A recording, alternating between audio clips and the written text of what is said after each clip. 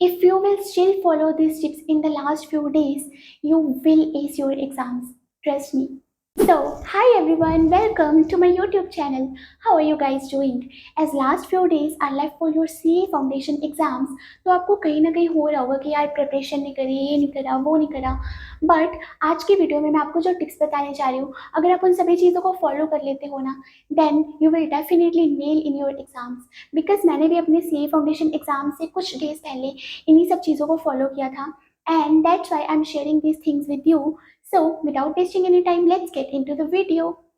First of all, stop completing your syllabus. आपने जितना syllabus करना था आपने उतना कर लिया होगा अब तक, ठीक है? तो अब बहुत कम टाइम बचा है, so don't focus on completing the syllabus. अगर आपको लग रहा है कि आपके किसी भी सब्जेक्ट में एक दो चैप्टर्स रहते हैं, तो उसे रहने दो। अगर रहते हैं तो उसे रह जाने दो। अब आप रिविजन्स पे फोकस करो और जितना सिलेबस आपने ऑलरेडी कर लिया है ना, उसको और ज़्यादा अच्छे से प्रैक्टिस करने पे फोकस करो।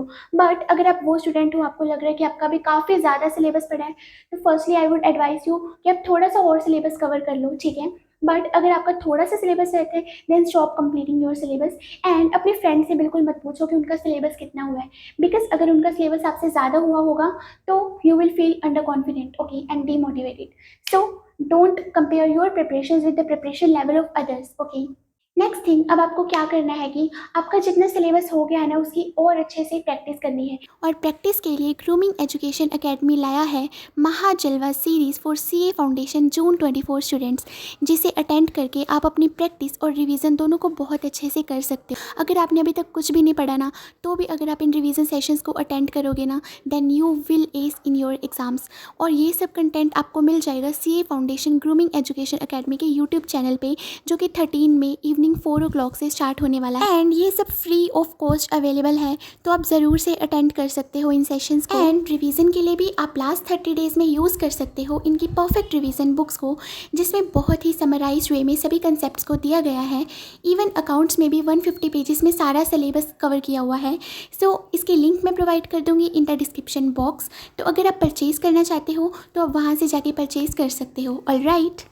And one most important thing, ICAI ने अपने एग्जाम से पहले सीरीज़ 1 और सीरीज़ 2 के mock test papers already release कर दिए हैं।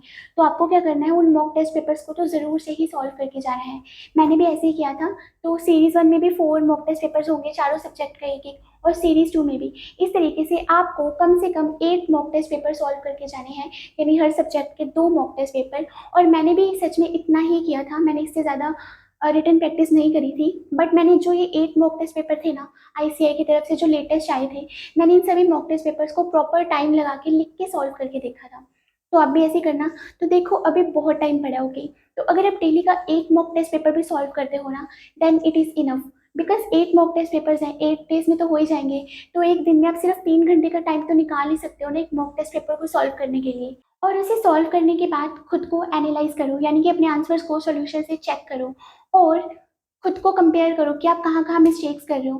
और आप जो जो मिस्टेक्स कर रहे हो ना, उसको कहीं पे लिख लो, ठीक है? ताकि आपको एग्जाम टाइम में उस चीज़ को दोबारा से रिकॉल करने में हेल्प हो सके। Now why I am saying this, because ICAI repeats it's questions. जब आप ICAI के प्रीवियस ईयर क्वेश्चन पेपर्स उठा के देखोगे, तो आपको पता चलेगा बहुत सारे क्वेश्चंस होंगे जो एक दूसरे के सिमिलर ही होंगे। और इस चीज़ को मैंने खुद भी एक्सपीरियंस करा था। जैसे कि मैंने अपने एग्जाम से पहले mock test papers, revision test papers और प्रीवियस ईयर क्वेश्चंस को सॉल्व किया था। तो आप यकीन नहीं मानोगे कि लॉ के एग्ज़ाम में मुझे बहुत सारे केस स्टडी क्वेश्चंस ऐसे थे जो मैंने ऑलरेडी कर रखे थे, या फिर बहुत सारे क्वेश्चंस जो स्टडी मटेरियल के सिमिलर ही थे। एंड अकाउंट्स के एग्ज़ाम में तो थोड़े बहुत क्वेश्चंस मुझे डिफरेंट लगे थे। मैथ्स में भी कंसेप्चुअल थे, बट आता था मोस्टली चीज़ें।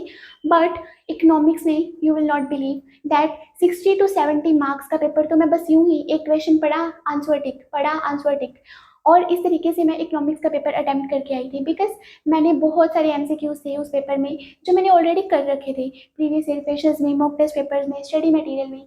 That's why I am saying you कि आप फोकस करो ICAI के स्टडी मटेरियल पे और ICAI के क्वेश्चंस पे, because ICAI repeats it's questions.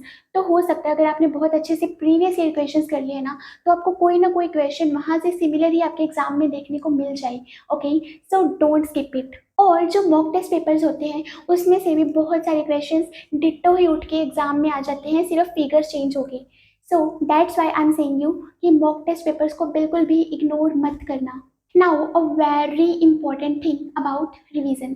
अब आप जो भी रिवीजन करने जा रहे हो ना किसी भी सब्जेक्ट की, ये आपकी फाइनल रिवीजन होनी चाहिए एग्जाम से पहले। बट आप सोचोगे कि अभी तो एग्जाम में इतने डेज पड़े हैं तो अभी से फाइनल रिवीजन कैसे। तो लेट मी टेल यू मैंने क्या किया था।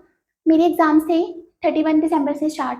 तो मैंने नहीं, मैंने 15 दिसंबर तक अपनी सारी रिविजन्स खत्म कर ली थी। तो मेरी फाइनल रिवीजन 15 दिसंबर तक खत्म हो चुकी थी। उसके बाद जो भी मेरे पास 10 डेज का टाइम था, उस टाइम में मैंने मॉक टेस्ट पेपर्स को सॉल्व किया था। So that's why am saying you, अभी आप जो भी चैप्टर को रिवाइज करोगे उसे बहुत डीपली रिवाइज करो। हर एक क्वेश्चन, हर एक इंपॉर्टेंट क्वेश्चन को सॉल्व करना है आपने उस चैप्टर में से। और इस तरीके से रिवाइज करो कि इस चैप्टर को आपको आज के बाद रिवाइज करने की ज़रूरत ना पड़े। बट फिर एग्जाम टाइम में आप क्या करोगे, तो लेट मी टेल यू, आप जो भी चैप्टर रिवाइज करोगे ना, उसमें से जो जो क्वेश्चंस आप सॉल्व कर पा रहे हो वो क्वेश्चंस तो ठीक है, उन क्वेश्चंस को आप आज के बाद टच भी नहीं करोगे। बट जिन क्वेश्चंस में आप कंफ्यूज हो रहे हो, या फिर कोई एडजस्टमेंट है, कोई जर्नल एंट्री है, कोई पॉइंट है, जो जिस चीज़ में आपके मतलब आप कंफ्यूज हो रहे हो, तो आप क्या करो, उन सभी पॉइंट्स को अपने नोट्स में लिख लो। मैंने भी ऐसे ही करा था। तो वो नोट्स में आप जो लिखोगे ना, वो नोट्स ही आप पढ़ के जाओगे अपने एग्जाम से 1 या 1.5 डेज पहले। तो बिकॉज एग्जाम से 1 डे पहले आपके पास इतना टाइम तो होगा नहीं कि आप दोबारा से बुक खोल के उसमें से क्वेश्चन सॉल्व करोगे। तो that's why this is a thing that you should do.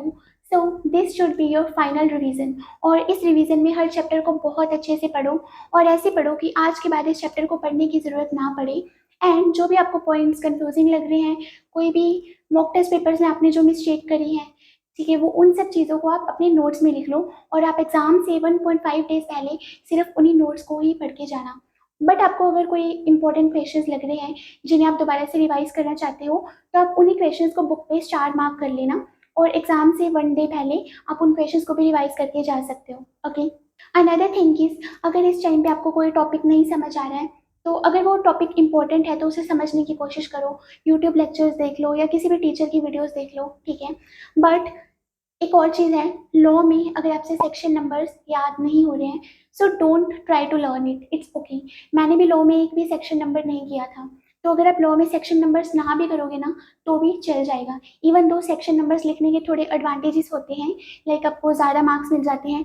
But अगर आप सेक्शन नंबर गलत लिख देते हो ना लॉ के पेपर में, तो आपका पूरा का पूरा क्वेश्चन ही क्रॉस हो जाएगा। सो दैट्स वाई अगर आप 100% श्योर हो तभी आप वो सेक्शन लिखना एग्जाम में। अदरवाइज अगर आपको सेक्शन नंबर्स न लर्न नहीं करने, so you can skip it. Okay. Last but not the least is make your time table. मैं अपनी हर वीडियो में बोलती हूँ कि टू डू लिस्ट बनाओ, टू डू लिस्ट बनाओ। But this time I am saying कि आप टू डू लिस्ट की बजाय अपना टाइम टेबल बनाओ, तो it will be much beneficial. तो आप वीकली टाइम टेबल भी बना सकते हो, या फिर 3-4 डेज का एक साथ भी टाइम टेबल बना सकते हो। But let me tell you मैंने क्या किया था। तो मैंने अपने एग्जाम से पहले 20 डेज का टाइम टेबल एक साथ ही बना लिया था। तो उन 20 डेज के टारगेट्स भी मैंने उस टाइम टेबल में लिख दिए थे कि मैंने इस दिन में ये वाले टॉपिक को फिनिश करना है।